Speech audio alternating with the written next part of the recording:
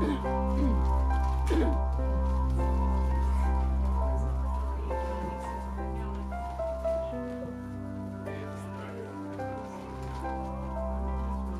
welcome all of them. Kevin, you want to take it on this? Terrific. Hey, thanks, Epiani. So nice and tight in here. Nobody smoke, nobody light a match. Or be able to get out. This matter of some of the things that we have here today. We'll have 4 readers and a special ending surprise. The issue celebrates Bunny Lang, but we dedicate the issue to Bill Berkson. Bill Berkson is passed away right in the middle of this issue, and when I was starting to write to folks and ask them if they would contribute something for the Bunny Lang feature, I wrote to Charles Moore. We also have epigrams from Callimachus, translated from the Latin by Peter Valente, who lives in Brooklyn. We're going to hear from Mark Vincennes, a poet in his own right and translator, who, I hope I'm going to pronounce it right, who did translations of the Swiss poet Alexander Zabergorder. That works. That works. Thanks a lot. And Keith Waldrop translated something called Tibetan Grammar from a French poet named Benedictine Vilgré. And we have a selection of new Romanian poetry, youth poetry or young poets from Romania, edited by Ben Mazer and Dan spoKe, if I'm pronouncing his name right. A whole bunch of poems from a number of different folks. Some of whom are in the room. John Ryan is in the room. Gail Batchelder is in the room, right in front of me. We have a poem by Ron Padgett, which he gave us before the movie. Maybe after the movie he changed his email. He wouldn't have done that. But this also came. Charles introduced me to Ron, and Doug Holder is here. Published poem by him. Meg Tyler from Boston University. And Marcia Karp has a number of translations of Samuel Beckett in this issue. Who else did I miss? Is Crystal here? No? And Len Krisak, who was in our second issue. He did a whole bunch of translations of Catullus in our second issue, in our second one. He has Anna Akhmatova for this one. I'll later tell you about what we have from V.R. Lang. So we thought we'd start with a little bit of a tribute to Bill Berkson. And at the same time that I was talking to Bill about some poems and about this, he was also corresponding with Ruth Lepson. Ruth is a poet in residence at New England Conservatory, and ended up having an incredible correspondence with him right before his death. And so I asked her to talk about that experience, talk about him a little bit, and read some of his memoirs. So please help me in welcoming Ruth to start.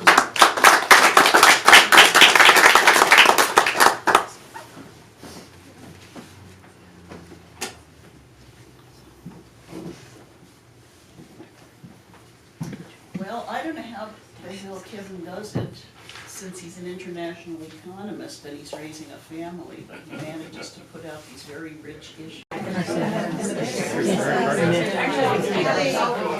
So, he was writing about this because it was one of his favorite paintings in a river. His crown is the only hyper-realist thing in the painting.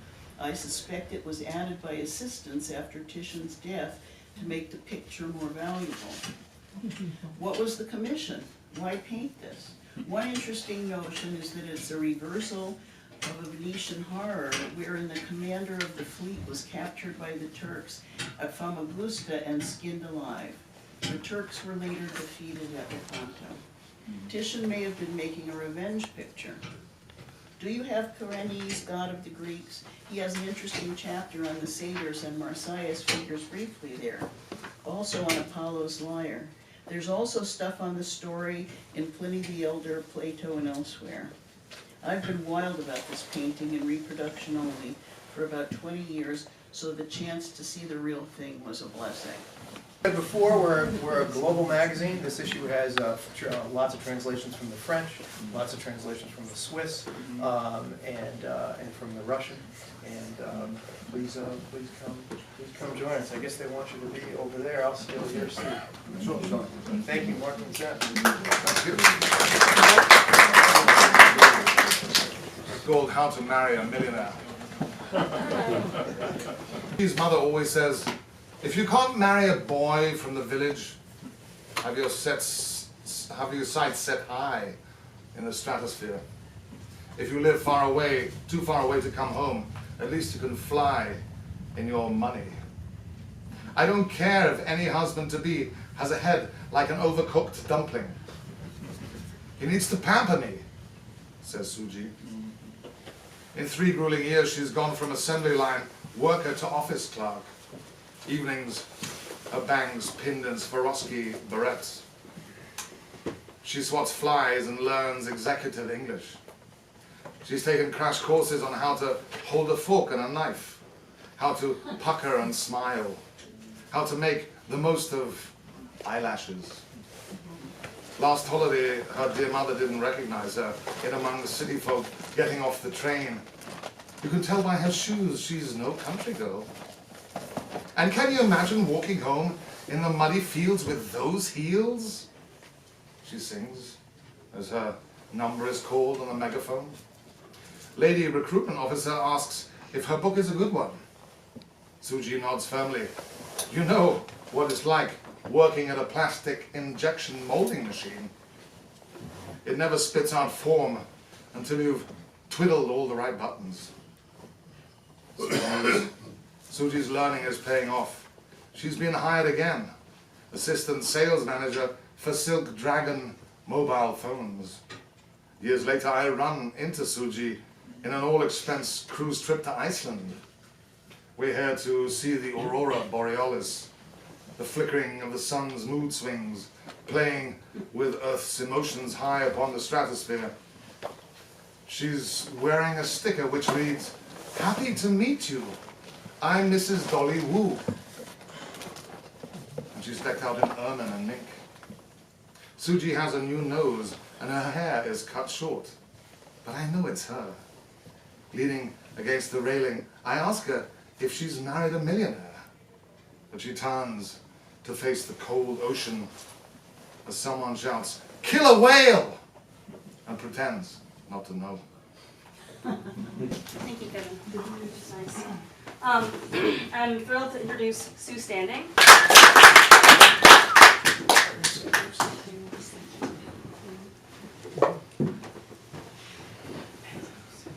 Thanks. I was very pleased to be asked to contribute to this issue, and it was very interesting. The first one I'm going to read is called Territory Master of Kabistani. And the Master of Kabistani was a 12th century medieval sculptor who worked in a band from Catalonia through the south of France and into Tuscany. How did you begin? An angel dragged me by the hair of my head like Habakkuk. What took you from one place to another? The devil's wind, the Otan, didn't let me sleep for 9 days. What did you say your name was? A line of ink on my hand. How can I find you? Speak to me in a language I can understand. This one is called Twins. The left-hand twin sits on the right. The right-hand twin sits on the left. When they write with their identical yellow pencils, though the left-hand twin's eraser is more worn down, their elbows bump into each other. They don't seem to mind. Their socks are on their last legs. Their rugby shirts have suffered too many scrums. Their cowlicks whirl in different directions. The right-hand twin was born second, but he whispers in the left-hand twin's left ear to tell him what he needs to do.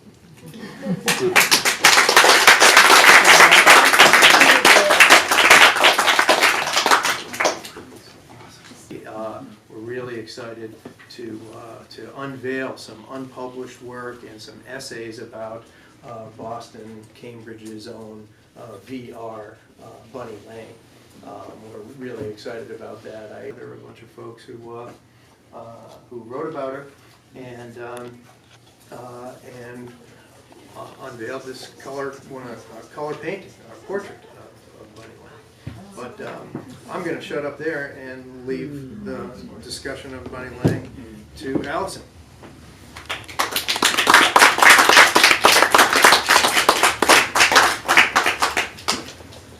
I discovered in the archive when I was looking into this stuff this summer is that there is a huge volume of material that doesn't make it into her collected poems that have been published, that maybe is difficult to present. So anyway, I'll read a few of these things, and in lieu of introducing Bunny Lang any further, this is a poem which is in the Random House poems. You kill me. You kill me. Yes, you do. I know no one else who'd buy a sparrow. I didn't even know they sold sparrows. Just to feed it watermelon, and in public, too. Every afternoon I think of you, out there, flushed and fair, scraping the exhausted rind with a spoon. Every day, all winter.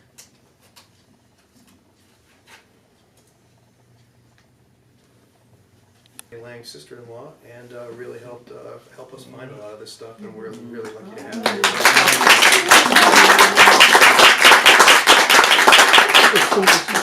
In addition to some of the unpublished poetry and plays, I just want to point out there's an introduction to Bunny Lang by Susan Howe in this issue, and Bill Corbett was mentioned earlier today. He wrote an essay on Bunny Lang, and interestingly, to just circle all this stuff, so Bill Corbett and Fannie Howe, who we published in the first issue, had a magazine here called Fire Exit. What, in the 1970s? Yeah. 1970s. And Here, 80s, I think. and 80s here in Boston. Andrew. Terrible. So our last reader is Sarah Rivera, who was in the BU Fellowship, Robert Pinsky's Fellowship program before me. If you want to, however many you want, and close us out, Sarah Rivera.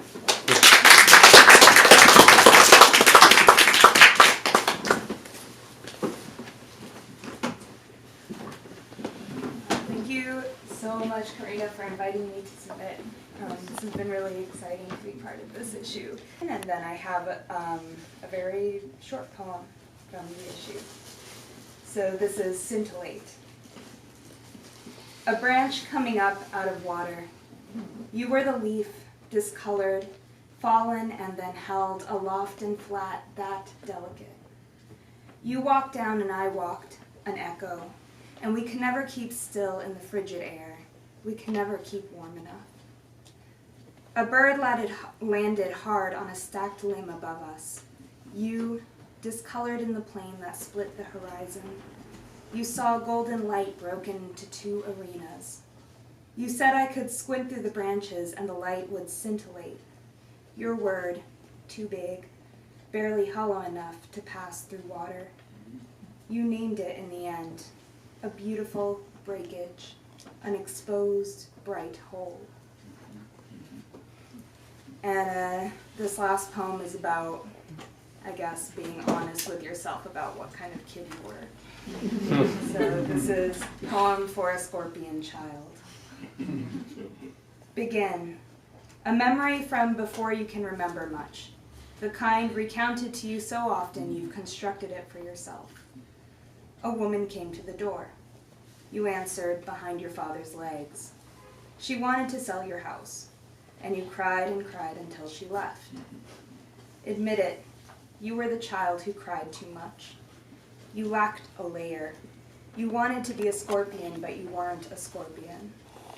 You were whatever a scorpion protects, soft interiors. Thank you.